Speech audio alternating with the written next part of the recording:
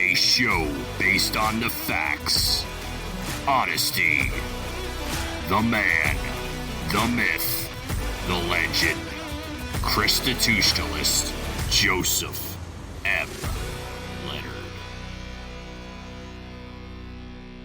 Welcome to Constitutionalist Politics Podcast, aka CTP. I am your host, Joseph M. Leonard, and that's Leonard. CTP is your no muss, no fuss, just me, you, and occasional guest type podcast. Really appreciate you tuning in. As Graham Norton would say, let's get on with the show! Good morning, everyone. First off, pardon, I'm wearing my TakingTheRainbowBack.com shirt, and as you could see, the yellow in the godly 7-color rainbow, reference to Genesis 9:16 and Revelation 4:3.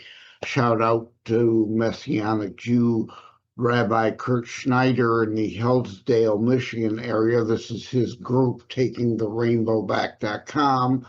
At any rate, so you could see the yellow is kind of goofing up a little bit because it doesn't work that well with the green screen. Item 2, apologize, I'm a little off this morning because I have an earache. I just put some eardrops in my right ear, and hopefully this won't be a weeks-long problem. But at any rate, why am I here today? Well, pretty obvious, right?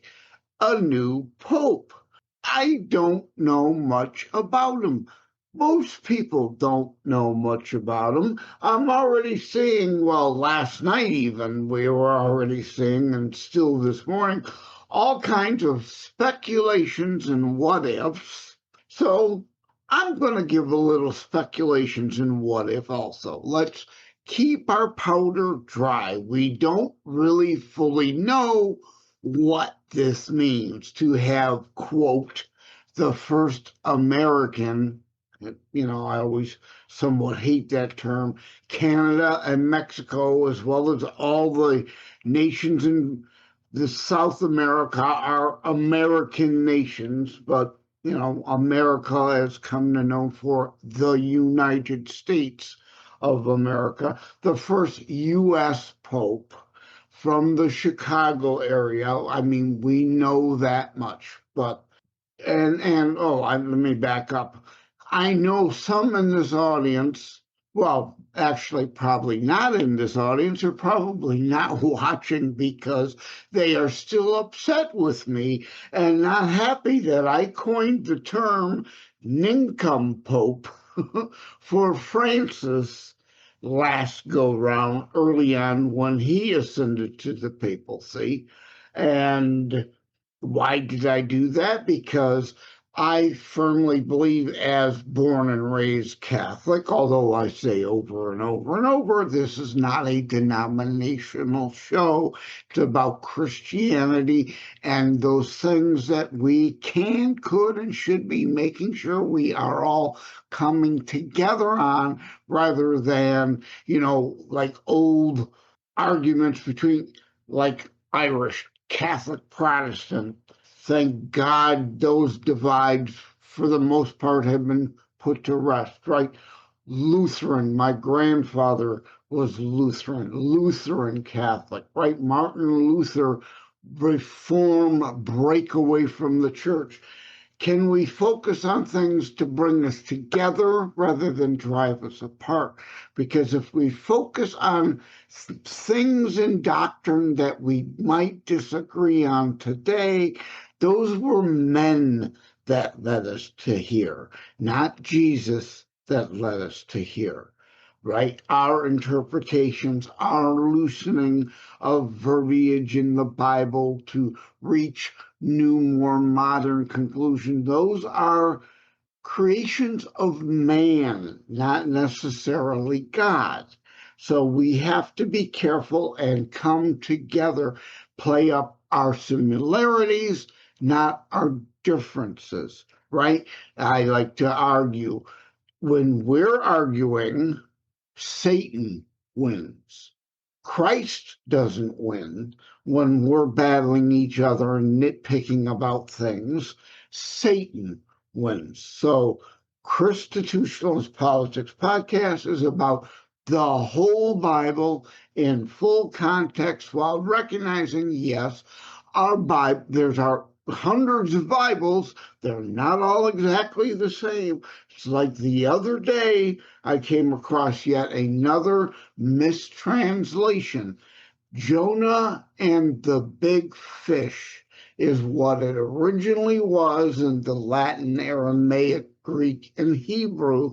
But later, for the King James Version, it got translated in many English modern versions. It's Jonah and the whale. Well, we don't know for sure if it was a whale. It was Jonah and the big fish. We assume whale. We translate it today to whale, but back in biblical times, other large, not amphibian, I'm not looking for the word amphibian. What word am I looking for?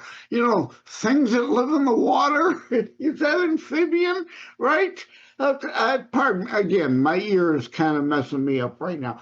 But let's get to the right. Thou shalt not murder. Innocence not, thou shalt not kill. Exodus 22:2 alone, as well as other scriptures talking about where a killing isn't a murder of innocence. Condemn not, lest ye be condemned, for final judgment is reserved for the Lord, because there are more than a dozen other scriptures that say we are to judge biblically and remove the log from thine own eye, right? Judge on biblical standards ourselves and others, not be a hypocrite. So I just wanted to mention that. Again, let's focus on the things that we could come together on. But speculations regarding the Pope are already driving me crazy, and why I wanted to record this brief show. We know he's from Chicago. I'd feel better if he was born in a small suburb of Kansas City, Kansas, personally. Because what does that say of him being from Chicago? Well, it could say he's pretty progressive like Francis. He spent so much time in Peru.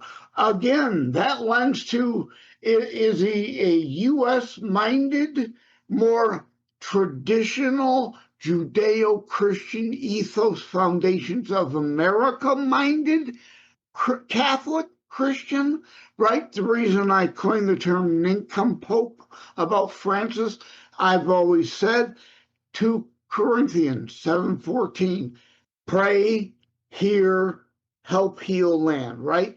Pray, but no, there's more to that. And action is required. Prayer alone, not enough. We are to want and try to turn from our wicked ways, as it says, and God will hear and help heal our land, not just wave the magic wand and do everything and fix everything for us. So the Chicago thing could go either of two ways. And the nincompoop thing comes from, in my mind, Pope Francis far more interested in worldly communism, theft, redistribution, force, cultural Marxism, which is what many were looking for out of South America when he was elevated to Pope, versus traditional orthodoxy Catholicism of biblical community, free will. We are to want to be our brother's keeper. If you're forced to do it at the barrel of a gun and money stolen from you, then that's not biblical community. You're not doing it of your own free will. You're being forced. There is a difference there. Charity from our own blood and treasure. We are to want to be our brother's keeper. And again, that distinction, there is a difference and a distinction in the Bible between those who are unable to do things versus those who are unwilling. That's why Jesus said the poor will always be among you. You've heard me say this before. That's not an economic statement. It's not about communism. We need world communism to, socialize and equitize and lower the tides, sinking the boats rather than rising tides to lift most boats, right?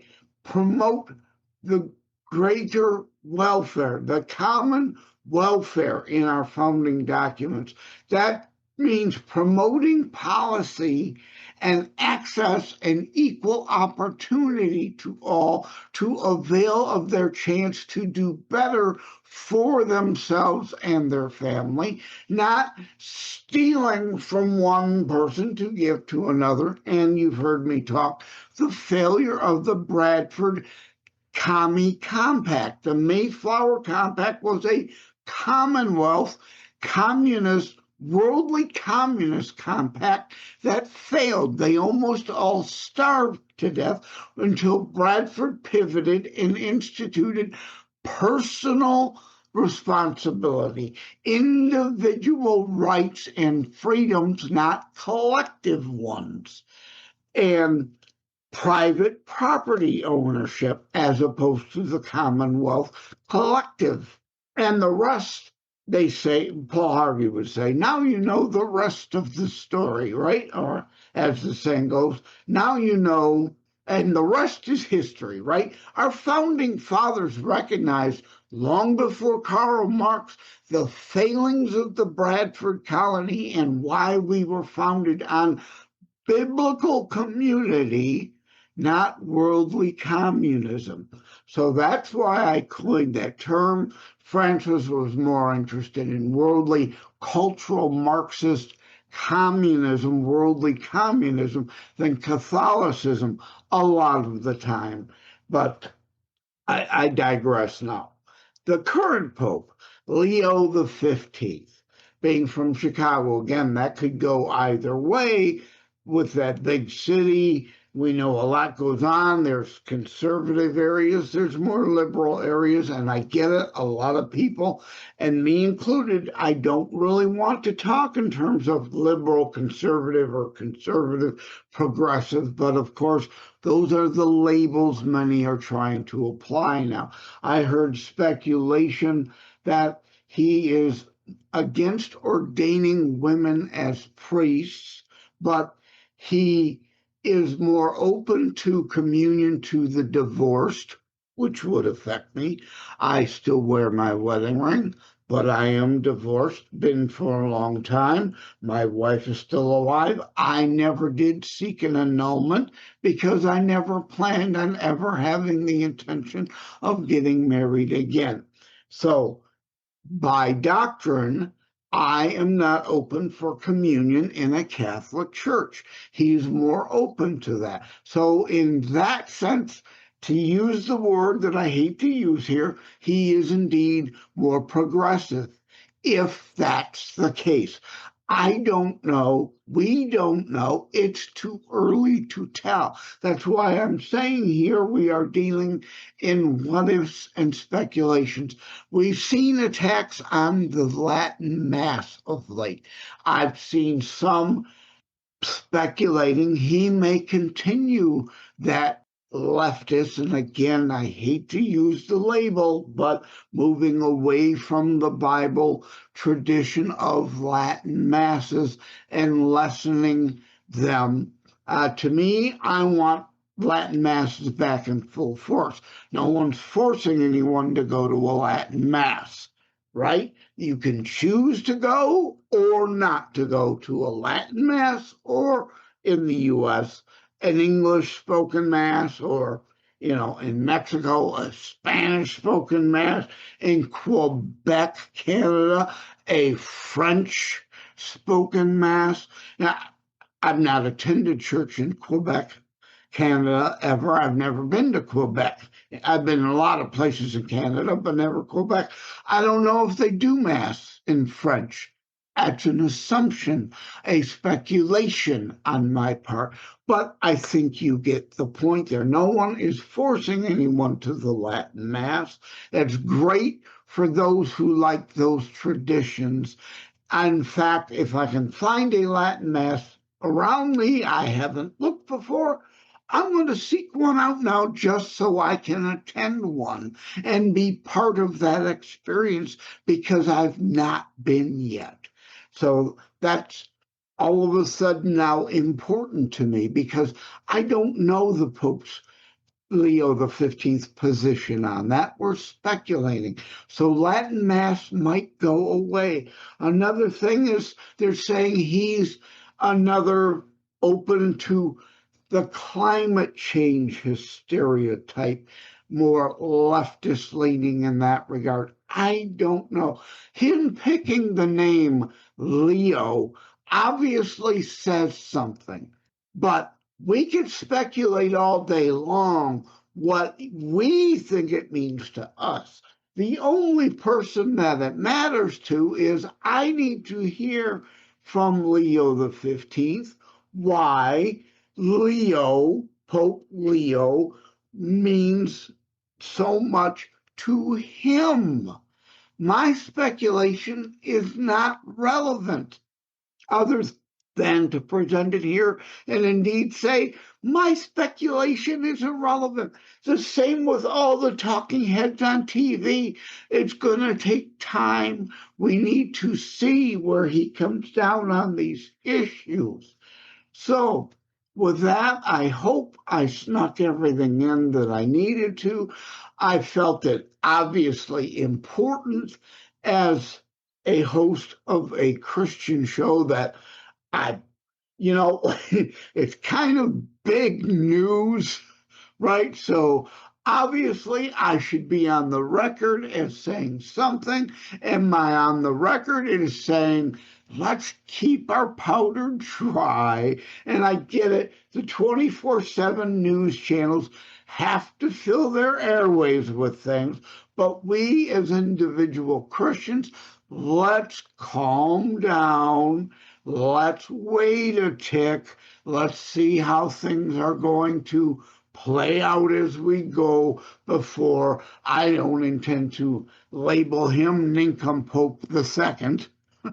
Okay? And again, my apologies. I understand that upsets a lot of people. But to me, born and raised Catholic, yes, and a former member of the Knights of Columbus, one of the reasons I left that organization was you shall not criticize the Pope is one of the rules. Well, I'm sorry. Yes, I recognize the papal office for what it is, but he's a man. He's just another man. It isn't God or Jesus that have screwed things up in these churches down here. It is men straying from the word.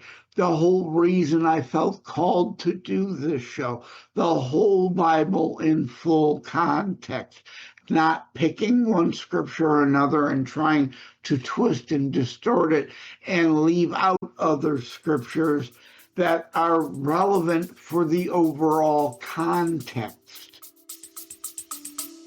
Stay with us. We'll be right back. Joseph M. Leonard, host of Christitutionals, taking a brief moment to thank myarchit.com.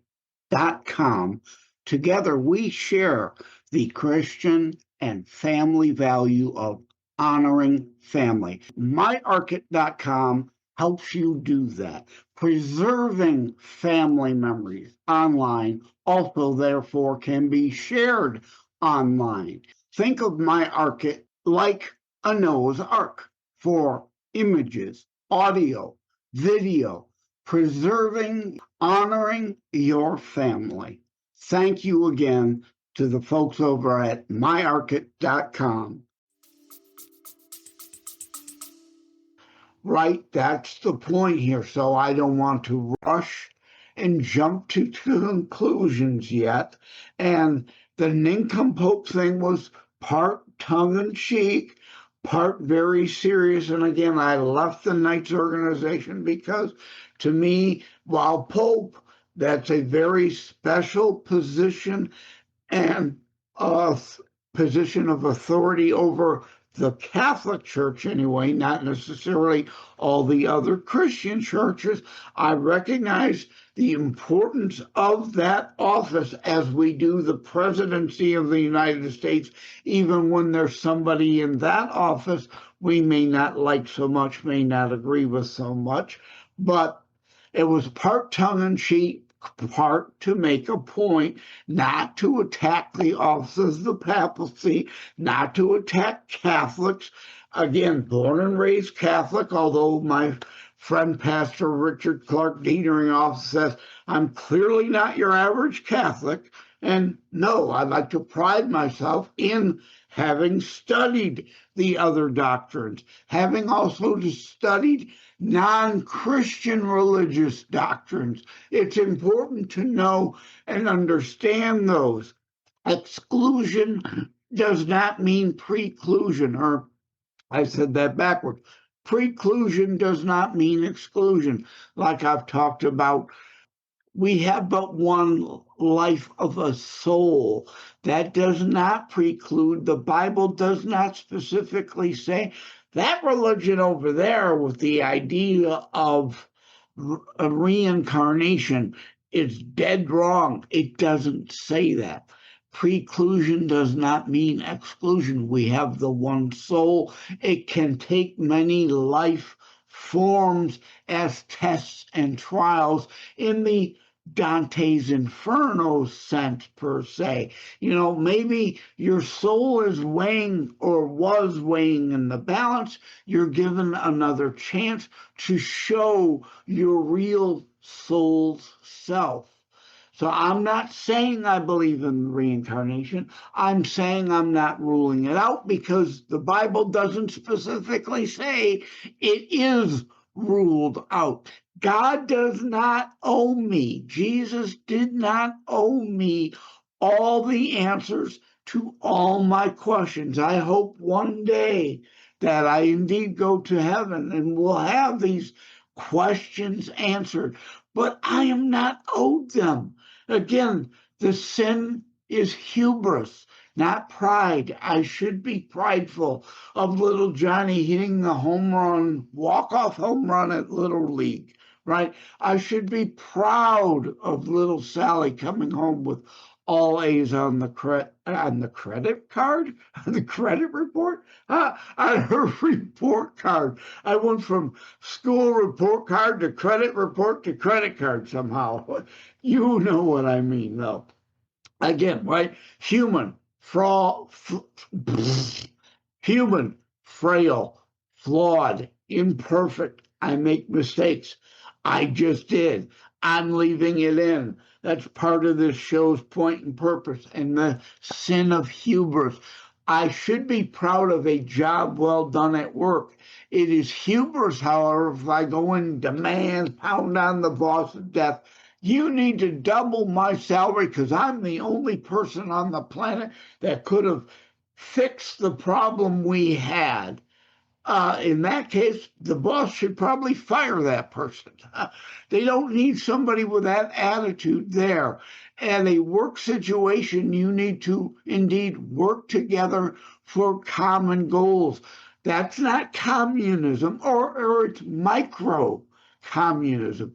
By choice, we choose to join the credit union like It's a Wonderful Life, the savings and loan. We choose to come together as a collective, but no one forced you to join the savings and loan, so that all our monies pooled together help each other as a collective by choice, not by force. So hubris is the sin, not pride. Okay, I've gone down other rabbit holes that I've intended to. So take care. God bless. May God bless you all. May God bless America.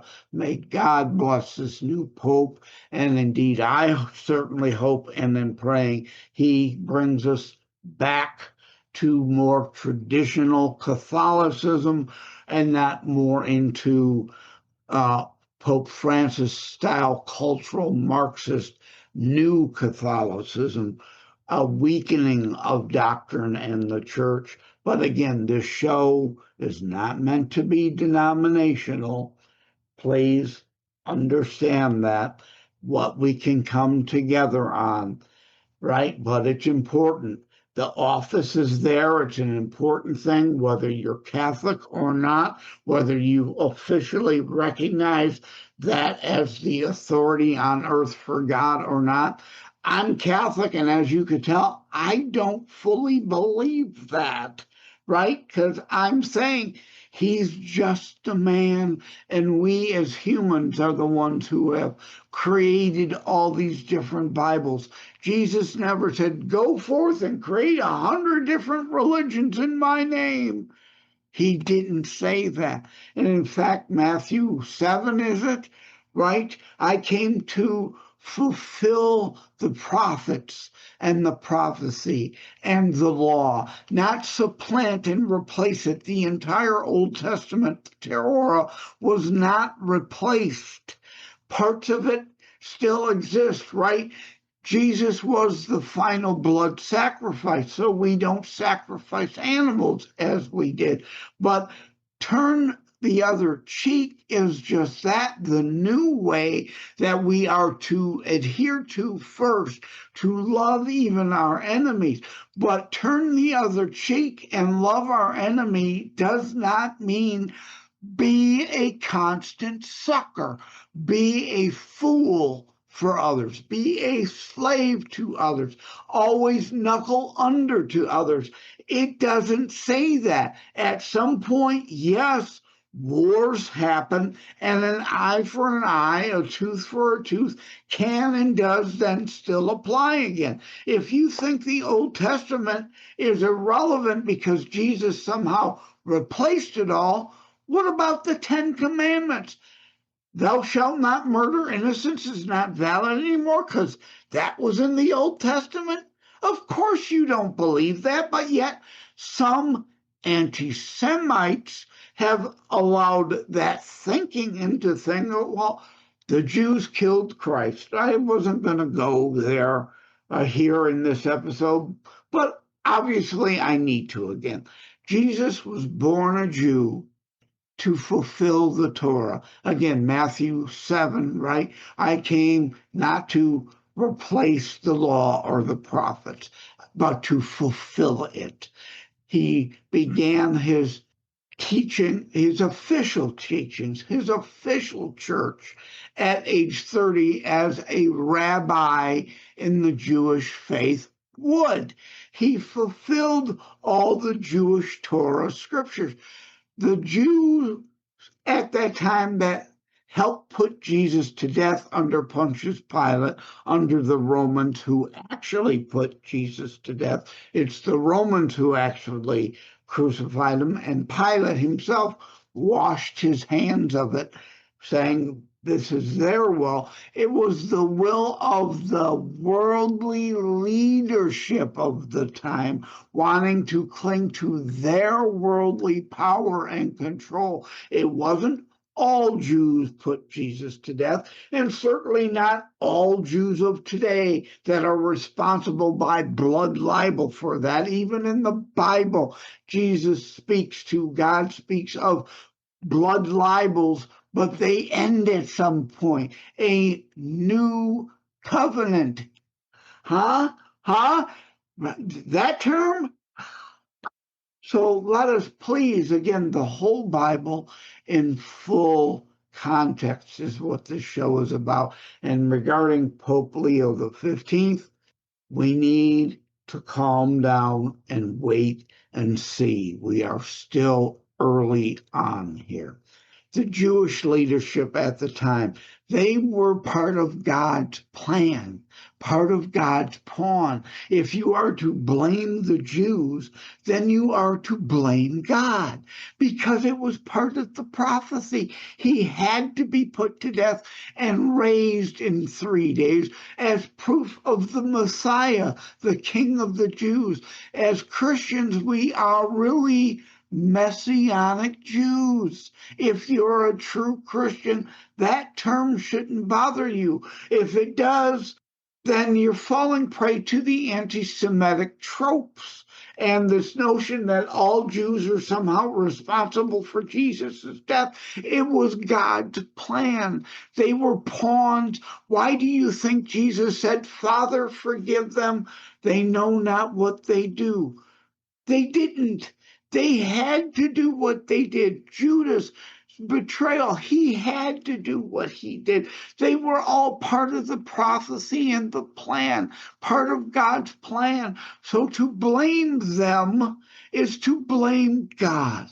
Please, people, can we stop the hate and the division?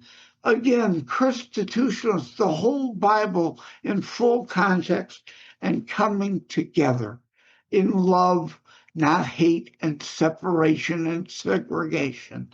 Thank you all. Take care. God bless. Thank you for having tuned in for Christitutionalist Politics Show. If you haven't already, please check out my primary internationally available book, Terror Strikes, coming soon to a city near you. Available anywhere books are sold.